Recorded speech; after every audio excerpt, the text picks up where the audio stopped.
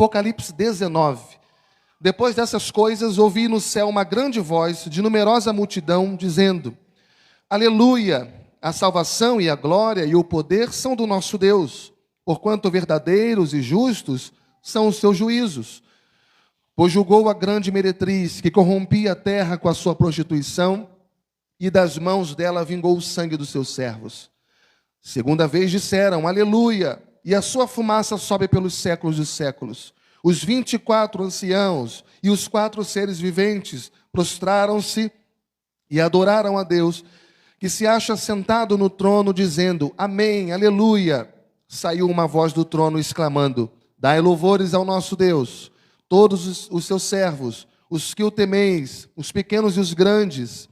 Então ouvi uma voz como de numerosa multidão, como de muitas águas, e como de fortes trovões, dizendo: Aleluia, pois reina o Senhor, nosso Deus, o Todo-Poderoso. Alegremo-nos e exultemo-nos e demos-lhe a glória, porque são chegadas as bodas do Cordeiro, cuja esposa a si mesmo já se ataviou. Pois lhe foi dado vestir-se de linho finíssimo, resplandecente e puro, porque o linho finíssimo são os atos de justiça dos santos. Então me falou o anjo: escreve: Bem-aventurados aqueles que são chamados às ceias das bodas do Cordeiro. E acrescentou: são essas as verdadeiras palavras de Deus.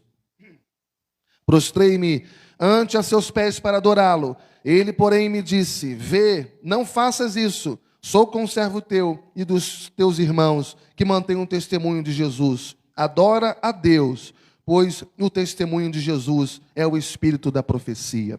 Vi o céu aberto, e eis um cavalo branco. O seu cavaleiro se chamava Fiel e Verdadeiro, e julga e peleja com justiça. Os seus olhos são como chamas de fogo. Na sua cabeça há muitos diademas. Tem um nome escrito que ninguém conhece, senão ele mesmo. Está vestido com um manto tinto de sangue, e o seu nome se chama o Verbo de Deus. E seguiam-nos os exércitos que há no céu, montando cavalos brancos com vestiduras de linho finíssimo, branco e puro. Sai da sua boca uma espada afiada, para com ela ferir as nações. E ele mesmo as regerá com o cetro de ferro, e pessoalmente pisa o lagar do vinho, do furor, da ira do Deus Todo-Poderoso. Tem no seu manto e na sua coxa um nome escrito: Rei dos Reis e Senhor dos Senhores. Então vi um anjo posto em pé no sol, e clamou com grande voz, falando a todas as aves que voam pelo meio do céu: vinde, reuni-vos para a grande ceia de Deus, para que comais carnes de reis, carnes de comandantes, carnes de poderosos, carnes de cavalos e seus cavaleiros, carnes de todos, quer livres, quer escravos, tanto pequenos como grandes. E vi a besta e os reis da terra, com os seus exércitos, congregados para pelejarem contra aquele que estava montado no cavalo e contra o seu exército. Mas a besta foi aprisionada, e com ela o falso profeta, que com sinais feitos diante dela, seduziu aqueles que receberam a marca da besta e eram os adoradores da sua imagem. Os dois foram lançados vivos dentro do lago de fogo que arde como enxofre. Os restantes foram mortos com a espada que saía da boca daquele que estava montado no cavalo. E todas as aves se fartaram das suas carnes.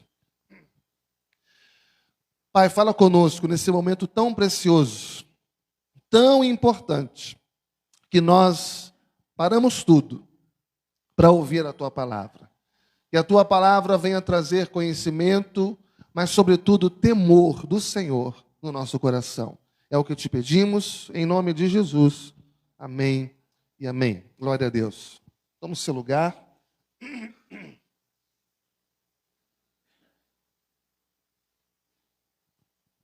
Nós estamos aqui em Apocalipse 19, e nós estamos chegando no ponto culminante da história da humanidade. No capítulo 1 ao capítulo 11 de Apocalipse, a gente encontra ali a perseguição do mundo sobre a igreja, e a gente encontra como que Deus enviou juízos sobre o mundo que o rejeitou, e o mundo que perseguiu o seu povo, a sua igreja. Do capítulo 12 de Apocalipse até o capítulo 22, quando você lê, você encontra ali a batalha que estava acontecendo desde o capítulo 1, ela se tornando mais renhida. E agora o dragão, o anticristo, o dragão que é o diabo, o anticristo, o falso profeta e a grande meretriz, que é a religião prostituída, apóstata, todos esses inimigos se juntam para perseguir o Cordeiro de Deus, a Jesus, e perseguir também a sua igreja. Quando você chega no capítulo 17 e 18, você encontra ali o sistema do mundo. E como o sistema do mundo, que é representado pela religião falsa, representada pelo sistema político, pelo sistema econômico, como que esses sistemas eles entram em colapso.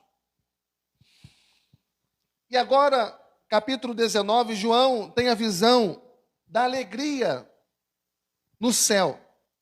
E essa alegria se dá por causa da queda da Babilônia. A alegria se dá por causa das bodas do Cordeiro. E a alegria se dá por causa da gloriosa visão da vinda de Cristo, da segunda vinda de Cristo e a sua vitória sobre os seus inimigos. Então o tema desta manhã está baseado nesse capítulo 19 de Apocalipse. Os céus celebrando o triunfo final de Deus sobre a grande meretriz. A igreja de Cristo reunida, salva, remida, triunfando, se alegrando sobre a igreja falsa e condenada ao inferno. E aqui a gente destaca no início já 4 pontos. O primeiro ponto é que a meretriz que corrompia a terra, esse falso sistema, essa falsa religião que contaminava as pessoas, que enganavam as pessoas, que matavam os servos de Deus, ela agora no versículo 2 aqui está sendo julgada. E por que ela está sendo julgada? Porque Deus não pode dar troféu para o mal. Deus não pode coroar o mal. Deus não pode premiar o mal. Deus é justo. Deus é justo.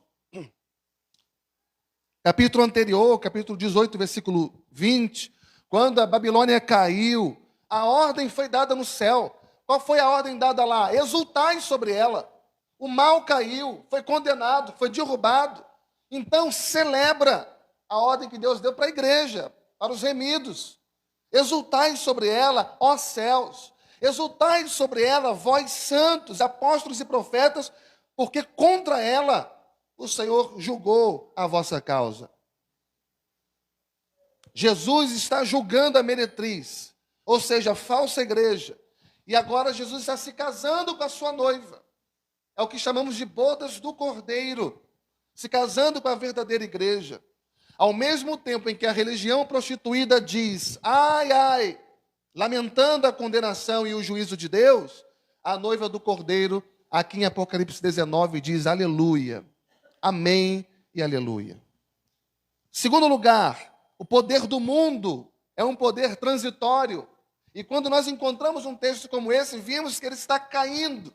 Veja no versículo 1, depois dessas coisas, ouvi no céu uma como grande voz de numerosa multidão dizendo, aleluia, a salvação e a glória e o poder são do nosso Deus. São exclusivamente do nosso Deus. A grande meretriz, o sistema religioso, político, econômico, que dominou o mundo, que ostentou as suas riquezas, ostentou o seu poder, ostentou a sua luxúria, agora está entrando em colapso. Agora está desesperada. O mundo passa, mas a palavra de Deus, irmãos, não há de passar. Na segunda vinda de Cristo, todo esse sistema que persegue a igreja durante toda uma vida, todo esse sistema que persegue a Cristo durante toda uma história, todo esse sistema contra Deus, anti-Deus, tudo isso vai entrar em colapso. Tudo isso será completamente destruído. E os céus se alegrarão, os céus celebrarão, os céus se regozijarão, porque Deus estará julgando os seus inimigos. Deus está no trono e estará no trono, porque dele é a salvação, dele é a glória e dele é o poder. O poder da falsa religião vai cair. As máscaras da falsa religião vão cair. E o falso sistema religioso será condenado. A falsa igreja, o falso crente, o falso povo de Deus, o falso profeta, o falso mestre, o falso pastor, serão condenados por 2 motivos, diz o texto.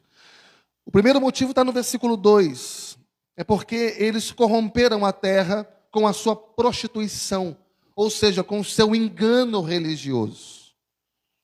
Porquanto verdadeiros e justos são os seus juízos, versículo 2. Pois julgou a grande meretriz que corrompia a terra com a sua prostituição. Ou seja, ela fazia o sistema religioso com que as pessoas se afastassem do verdadeiro Deus, com que as pessoas se afastassem do verdadeiro evangelho, com que as pessoas se afastassem da verdadeira palavra. Isso é prostituição espiritual. E ela está sendo julgada agora. E o Senhor está vingando o sangue do seu povo nesse sistema religioso, porque corrompeu a terra com a sua prostituição, porque levou as nações a se curvarem diante de ídolos e não se curvarem diante do verdadeiro Deus, porque desviou pessoas diante do verdadeiro Deus, porque ensinou falsos ensinos, falsas doutrinas, porque durante toda a sua estratégia aqui nesse mundo se esforçou para produzir apóstatas, falsos líderes e mestres, em vez de discípulos de Cristo. Número 2, esse sistema será condenado pelo segundo motivo, porque matou os servos de Deus. É isso que a gente viu no versículo 2. Matou os servos de Deus, e esse sangue estará sendo vingado. A falsa religião sempre se opôs à verdade de Deus. A falsa religião sempre perseguiu os verdadeiros servos de Deus. É só você olhar a história. Todo o seu esforço foi em matar o povo de Deus, em perseguir. E até hoje acontece isso. Existem irmãos nossos que nesse momento estão sendo mortos a fio de espada. Estão sendo mortos com dinamites. Estão sendo mortos, decapitados em algum lugar do mundo. São nossos irmãos em Cristo. É a nossa igreja que está sendo perseguida e sofrendo. E esse sistema age dessa forma ao longo dos anos, matando os santos, matando os profetas, matando os apóstolos e os mártires, ao longo da história. Terceiro ponto é que a condenação desse mundo não é uma condenação temporária, mas é uma condenação eterna. Veja no versículo 3. Segunda vez disseram, aleluia, e a sua fumaça sobe pelos séculos dos séculos.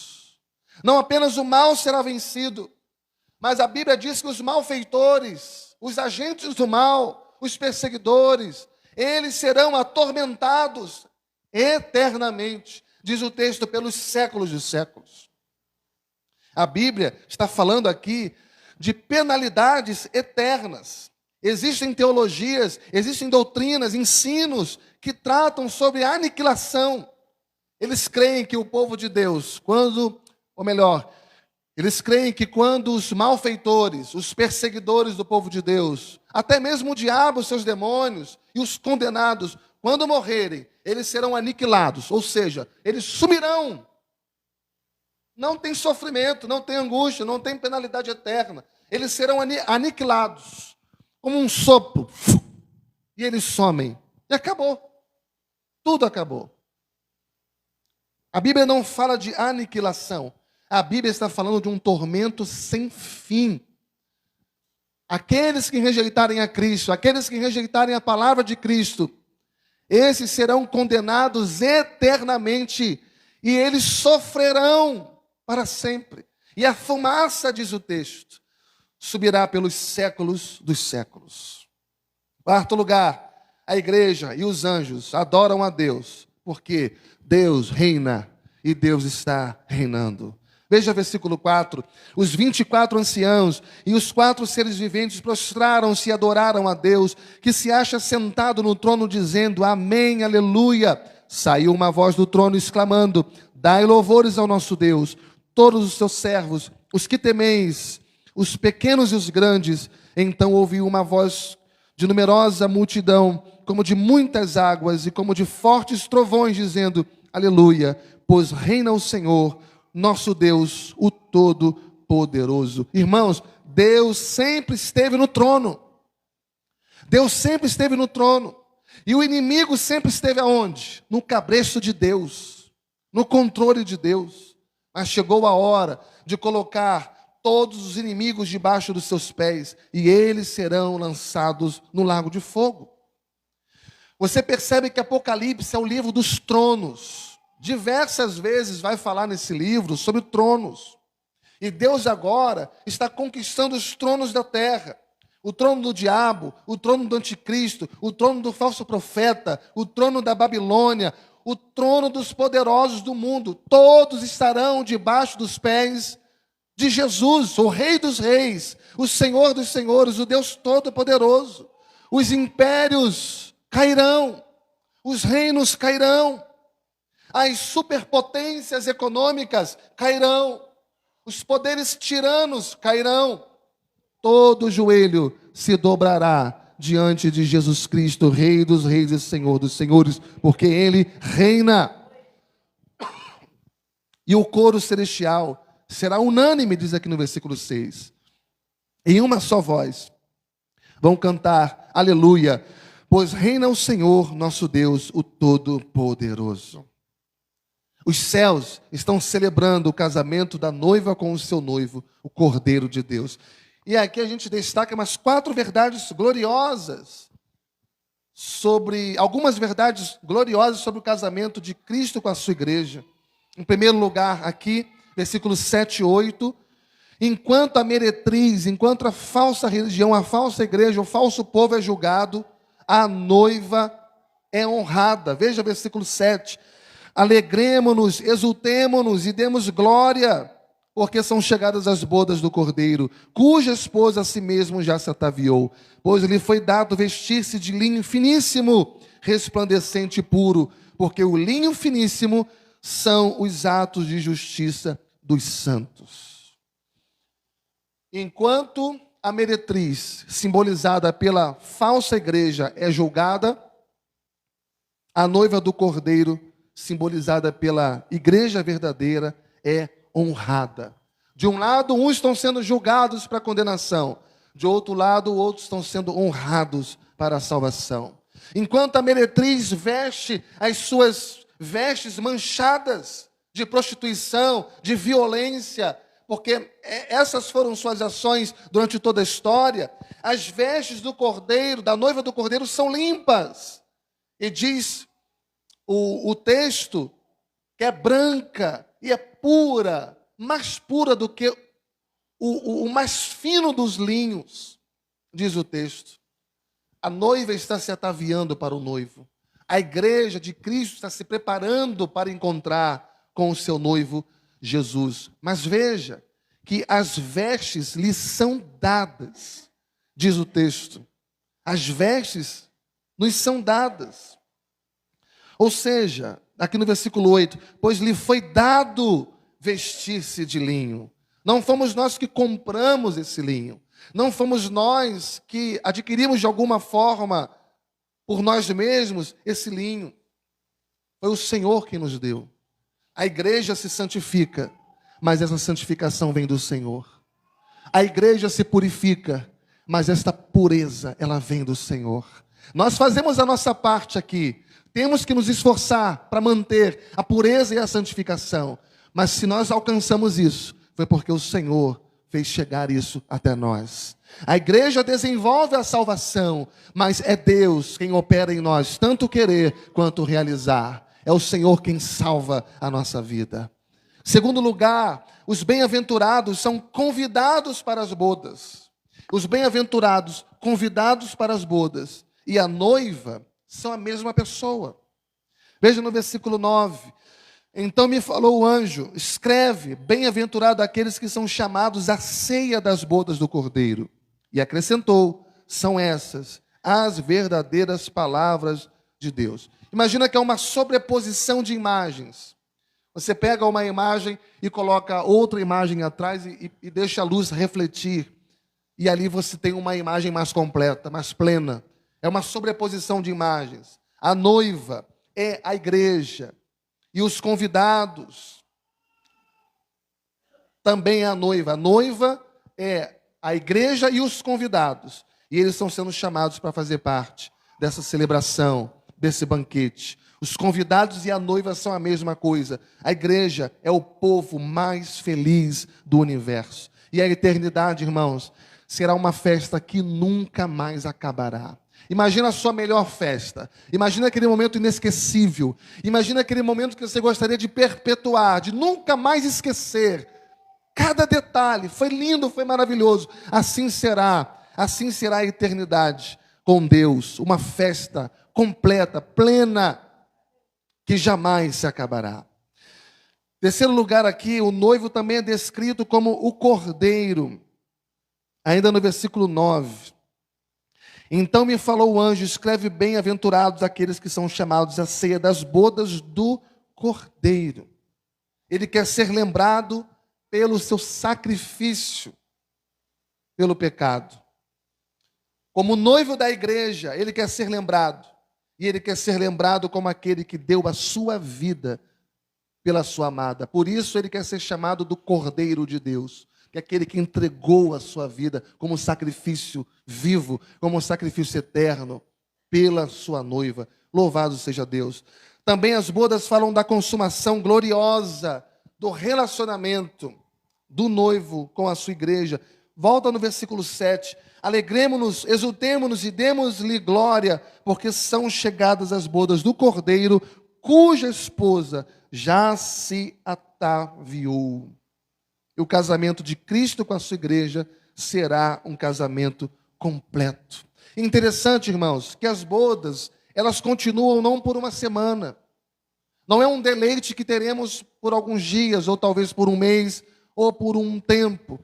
Mas da mesma forma que os condenados, julgados e condenados, eles terão o seu tormento eterno, nós que seremos salvos, que somos salvos em Cristo, nós teremos também a nossa alegria eterna. Essas bodas vão durar eternamente e aquela eternidade será gloriosa. Louvado seja Deus. Os céus se abrem para a vinda triunfal do noivo, o Rei dos Reis.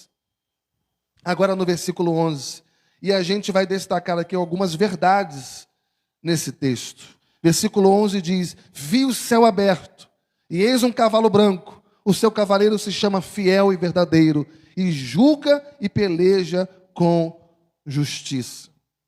João, ele vê Jesus vindo vitoriosamente do céu, e diz o texto que o céu se abre. É interessante que lá em Apocalipse 4, os céus se abrem para João entrar.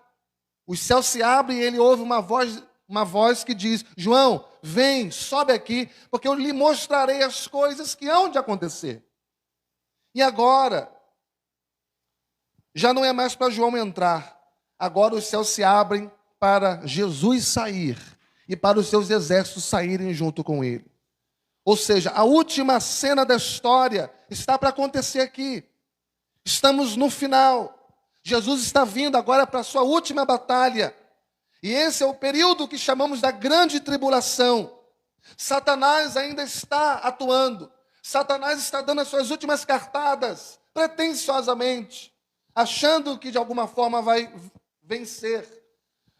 O anticristo, o falso profeta, estarão também atuando, tentando seduzir o mundo, enganando as pessoas, afastando cada vez mais seus corações de Deus, perseguindo a igreja, matando os santos do Senhor. E Jesus aparece nesse contexto devastador, nesse contexto colapsal, e ele aparece como grande conquistador. Ele aparece de maneira repentina, no abrir e piscar de olhos, mas ele aparece em sua majestade e glória. Louvado seja Deus. Segundo lugar, há aqui a descrição do noivo, o Rei dos Reis. Versículo 11 diz que ele é fiel e verdadeiro, e ele julga e peleja com justiça. A descrição: seus olhos são como chamas de fogo, na sua cabeça há muitos diademas, tem um nome escrito, ninguém conhece esse nome, senão ele mesmo. Está vestido com um manto tinto de sangue, e o seu nome se chama Verbo de Deus. Veja o versículo 15. Sai da sua boca uma espada afiada, para com ela ferir as nações, e ele mesmo as regerá com o cetro de ferro, e pessoalmente pisa ao lagar do vinho do furor da ira do Deus Todo-Poderoso. Mais uma descrição, versículo 16. Tem no seu manto e na sua coxa um nome escrito: Rei dos Reis e Senhor dos Senhores. Então vamos no versículo 11. O texto diz que o noivo é fiel e verdadeiro. Interessante, porque essa é uma verdade que está em contraste com o anticristo. O anticristo é falso e enganador, e Cristo é fiel e verdadeiro. O noivo também é aquele que tudo sonda, porque versículo 12 diz que os seus olhos são como chamas de fogo, ou seja, tudo é consumido diante dos seus olhos. Nada fica escondido diante dos seus olhos. Olhos como chamas de fogo significa que é aquele fogo que consome aquilo que está escondido e oculto, e tudo é revelado diante dos olhos do Senhor. Nada ficará oculto do seu profundo julgamento. Ele vai julgar suas palavras, ele vai julgar suas obras, ele vai julgar os segredos do teu coração. Ele vai julgar aquilo que nós nutrimos no nosso coração e na nossa mente, que contradizem a sua palavra. Aqueles que escaparem do juízo dos homens não escaparão do juízo de Deus. Muitas pessoas passam despercebidas, enganando falsamente tantas pessoas, mas Deus está vendo. E Deus vai pegar cada um e julgará pelas suas palavras, pelas suas obras e pelo segredo do seu coração. Versículo 12 ainda diz que ele é um vencedor supremo. Ele é um vencedor supremo. Na sua cabeça há muitos diademas. Ou seja, ele tem na sua cabeça a coroa de vitorioso, a coroa de vencedor, a coroa de conquistador. É interessante que quando Jesus entrou em Jerusalém, ele entrou num jumentinho. As pessoas ficaram completamente desanimadas, indispostas, aborrecidas, porque esperavam que Jesus fosse um rei militar que viria salvar aquele povo. Mas ele entra exatamente em cima de um jumento. Ele não entrou cheio de glória, mostrando, ostentando o seu poder, o seu domínio e autoridade. Ele entra montado num jumentinho, para mostrar que ele era o servo humilde, que veio para cumprir a vontade do Pai. Mas agora, o texto diz que ele vem cavalgando num cavalo branco, cheio de autoridade, e ele tem na sua cabeça muitas coroas. O texto chama de diademas, muitas coroas, que é o símbolo da sua vitória suprema, da sua vitória absoluta. E ainda no versículo 12, diz que ele é insondável no seu ser, porque ninguém conhece. Tem um nome escrito que ninguém conhece senão ele mesmo. Ninguém conhece senão ele mesmo. Isso mostra que quanto mais nós conhecemos o Senhor, jamais vamos esgotar completamente o seu conhecimento. Quanto mais nos aprofundarmos nele, mais ele tem a se revelar. Quanto mais nos aprofundarmos nele, mais sede nós teremos de conhecê-lo, porque ele é insondável no seu ser. Versículo 13 diz que ele, o noivo, é a palavra de Deus em ação. Ele é a palavra de Deus em ação. Está vestido com um manto tinto de sangue, e o seu nome se chama Verbo de Deus. Verbo de Deus é a palavra de Deus em ação, é o Logos de Deus. É a palavra em movimento. Deus criou o universo por intermédio da sua palavra. Ele vai julgar o mundo também por intermédio da sua palavra. Porque Jesus é o grande juiz de toda a terra. Louvado seja Deus. Mas diz ainda mais, que ele é o amado da igreja. Ao mesmo tempo, ele é o vingador dos seus inimigos. Vingador dos seus inimigos. Versículo 15. Sai da sua boca uma espada afiada, para com ela ferir as nações. E ele mesmo as regerá com o cetro de ferro. E pessoalmente pisa o lagar do vinho, do furor da ira do Deus Todo-Poderoso. o seu manto está manchado de sangue. Mas aqui já não é mais o sangue da cruz. Aqui é o sangue dos seus inimigos. Isaías vai falar sobre isso lá no capítulo 63, versículo 2 e 3. É o sangue dos seus inimigos. Ele vem para o julgamento. Ele vem para colocar os seus inimigos debaixo dos seus pés de uma vez por todas. Ele vem para recolher a sua igreja, para recolher os seus eleitos para a ceifa. E ele também vem para pisar os seus inimigos, num termo que Apocalipse 14 vai chamar de lagaragem, que é aquele lagar onde são pisados as uvas, amassadas, esmagadas.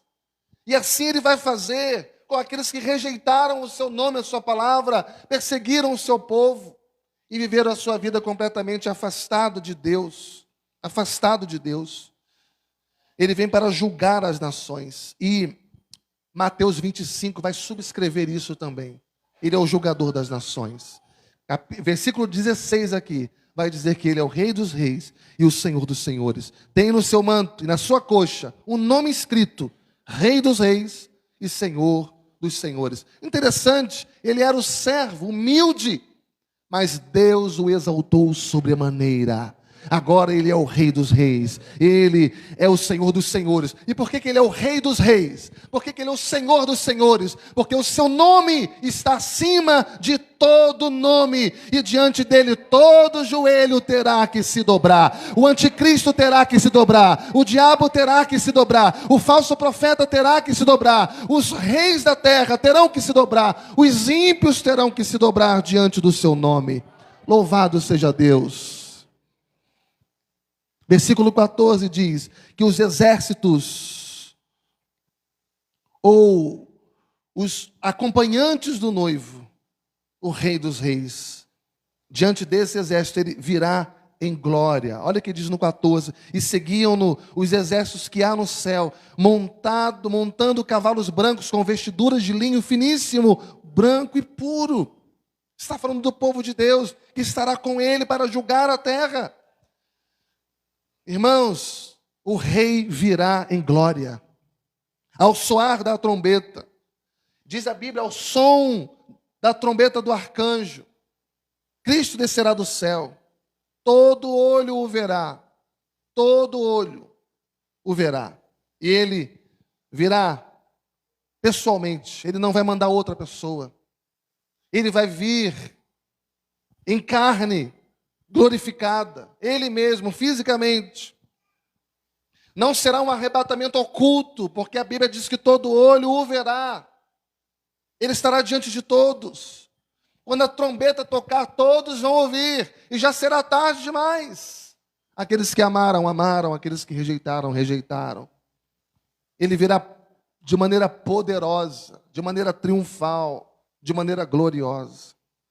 E ele vem com toda a sua comitiva, diz aqui o texto. Os anjos estarão com ele. E todos os remidos, os salvos na glória, estarão com ele. Um exército de anjos vai descer com ele entre as nuvens. E os salvos estarão com ele, também descerão entre as nuvens. Todos os vencedores, todos os que chegarem ao final, todos aqueles que foram fiéis até o fim, estarão montados em cavalos brancos, estarão com vestiduras brancas diante do Senhor. É interessante que lá atrás a Bíblia diz que a nossa justiça era como trapos de imundícia, mas agora nós vamos vestir vestiduras brancas, nós seremos vencedores, nós seremos justos diante de Deus. Aqui também a derrota dos inimigos, ela é descrita. Veja no versículo 17. Então vi um anjo posto em pé no sol e clamou com grande voz, falando a todas as aves que voavam pelo meio do céu: vinde, reuni-vos para a grande ceia de Deus. Aí você pensa que é um banquete maravilhoso, né? Aí no 18 diz: vem para que vocês comam as carnes dos reis. Está falando dos condenados, daqueles que confiaram na sua espada, na sua autoridade, nas suas riquezas, e não confiaram em Deus. Venha para comer a carne desses homens, dos reis. Venha para comer a carne de comandantes, de poderosos, carne de cavalos e seus cavaleiros, carnes de todos, quer livres, escravos, tanto pequenos como grandes. Interessante, porque os remidos, ao mesmo tempo, estão sendo convocados para entrar no banquete das bodas. As aves são convidadas também a se banquetearem, mas não com um banquete puro, limpo e digno, mas com as carnes dos reis, dos poderosos, dos comandantes, dos cavalos e dos seus cavaleiros. E a gente percebe muito claramente o contraste entre os dois banquetes. O primeiro banquete, aqui no versículo 7, 8 e 9, é o banquete da ceia de núpcias. Núpcias do Cordeiro, as bodas do Cordeiro. Todos os salvos, você e eu pela fé, todo o povo de Deus, fiel, são convidados. E o segundo banquete é o banquete dos derrotados. Que todas as aves de rapina, vamos entender nos dias de hoje, todos os urubus vão comer. E isso indica que o poder terreno chegou ao seu final. Acabou, perdeu, caiu. E a vitória de Cristo é uma vitória completa. Louvado seja Deus. Aí partimos para o versículo 19, 20 e o final, 21. Já peço para que os músicos, Jefferson, os músicos venham aqui para cima, o back vocal, por gentileza. Chegamos ao final aqui, versículo 19, 20 e 21, onde os reis dos reis está triunfando sobre os inimigos nesta batalha final, que nós chamamos de Armagedon, que nós cremos que não será um lugar específico, não é um ponto geográfico, mas Armagedon simboliza o grande dia, o dia final, o dia da batalha, o dia da consumação. Será então o dia da peleja, o grande dia de Deus, que Apocalipse 16, versículo 14, vai mencionar. Os exércitos que acompanham a Cristo não lutam. Eles não lutam. Eles não usam suas armas. É Jesus quem vai lutar. Mas também não com armas. Ele triunfará sobre o anticristo com o sopro da sua boca. Segundo Tessalonicenses vai dizer isso no capítulo 2, no versículo 8. E todo olho verá, irmãos, e todas as nações olharão e se lamentarão. Mas agora já será tarde demais. Quando os inimigos do Cordeiro de Deus se reunirem, não será mais para cantar vitória sobre o povo de Deus ou contra Cristo. Eles se reunirão para tormento, para desespero, porque a sua derrota será uma derrota total e final. É isso que encontramos aqui no versículo 19. E vi a besta e os reis da terra com os seus exércitos congregados para pelejarem contra aquele que estava montado no cavalo e contra o seu exército. Mas a besta foi aprisionada, e com ela o falso profeta, que com os sinais feitos diante dela seduziu aqueles que receberam a marca da besta e eram os adoradores da sua imagem. Os dois foram lançados vivos dentro do lago de fogo que arde com enxofre. A besta, que é o anticristo, e o falso profeta. Ou seja, o líder político e o líder religioso, todos contra Deus e contra o seu povo, foram lançados vivos no lago de fogo que arde com enxofre. Os restantes foram mortos com a espada que saía da boca daquele que estava montado no cavalo, e todas as aves se fartaram das suas carnes. Louvado seja Deus. Essa batalha Jesus vence não com armas, mas ele vence com a sua palavra, que o texto vai dizer que é uma espada afiada que sai da sua boca. E aquele dia, irmãos, será um dia de trevas para os inimigos de Deus. Não será um dia de luz para eles, mas um dia de trevas. Porque ninguém poderá escapar dos olhos do Senhor, do juízo do Senhor. Mas aquele dia, ao mesmo tempo que será um dia de trevas e de juízos para aqueles inimigos de Deus, será também um dia de glória, de alegria para o povo de Deus. Para o povo de Deus. O anticristo e o falso profeta, lemos aqui, serão lançados no lago de fogo, onde a meretriz, que é toda a religião prostituída, estará também lá, queimando. E eles jamais sairão desse lago, porque o texto diz que é para sempre. Eles serão atormentados, vai dizer lá no capítulo 20, versículo 10, atormentados pelos séculos dos séculos. Meus amados irmãos, enquanto os inimigos de Deus serão atormentados pelos séculos e séculos, a igreja de Cristo vai desfrutar da intimidade das bodas do Cordeiro também pelos séculos dos séculos. Como vale a pena estar na presença de Deus. Não é só estar na igreja, não é só estar dominicalmente, mas é ter o seu coração na presença de Deus. Em breve Cristo voltará, não mais como servo humilde, mas agora como Rei dos Reis e Senhor dos Senhores. E a pergunta que eu faço é: Ele é o Senhor da sua vida hoje? Ele é o Rei da sua vida hoje? É Ele quem comanda, é Ele quem tem autoridade, é Ele quem dirige você?